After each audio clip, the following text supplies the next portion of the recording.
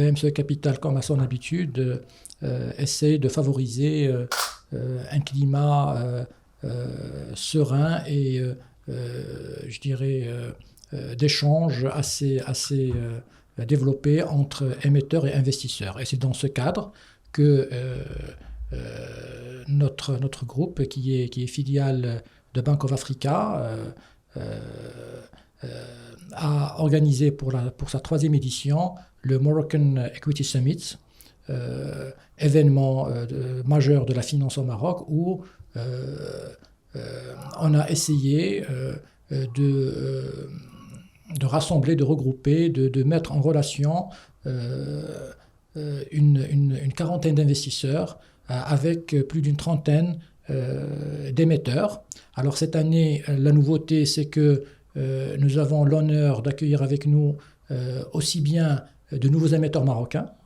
qui n'étaient pas présents avec nous lors des 2 dernières éditions, et nous avons aussi la fierté d'avoir avec nous des émetteurs de l'Afrique de l'Ouest et de la Tunisie.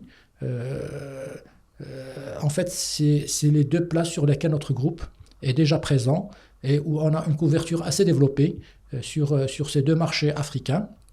Et on essaye de partager, dans le cadre d'une vision panafricaine qui est un petit peu l'ADN de notre groupe, on essaie de partager tout ça avec l'ensemble des investisseurs, aussi bien marocains que ouest-africains et tunisiens. Dans la continuité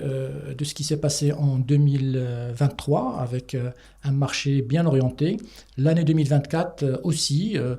s'annonce dans le même sillage, avec une orientation extrêmement favorable. Il faut dire que le contexte global dans lequel vit aujourd'hui le Maroc est extrêmement propice aux activités des entreprises cotées, ce qui permet de créer beaucoup d'engouement et beaucoup de dynamique. On le voit dans un certain nombre de secteurs cotés. L'annonce de l'organisation de la Coupe du Monde et toute l'accélération des chantiers qui en a découlé et qui va être lancée au fur et à mesure pour que notre pays puisse être prêt à accueillir cet événement d'envergure mondiale, ouvre des perspectives extrêmement importantes pour une grande partie des sociétés qui sont cotées, et donc crée, comme je l'ai dit, de l'engouement et de l'intérêt majeur, aussi bien pour les investisseurs locaux que pour les investisseurs internationaux. Alors, comme je l'ai dit, le marché aujourd'hui voit une certaine dynamique qui est bien alimentée par un environnement extrêmement favorable. En principe, on devrait maintenir cette dynamique. Nous tablons sur des réalisations en hausse quasiment à 2 chiffres en matière de capacité bénéficiaire pour les sociétés cotées pour l'année 2024. Et au-delà, même en 2025, nous attendons une croissance bénéficiaire assez importante. Et tout cela permet de créer des conditions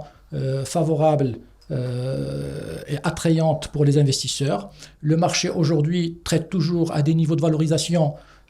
qu'on peut considérer certes comme élevés. Nous sommes aux alentours de 18,2, 18,3 en matière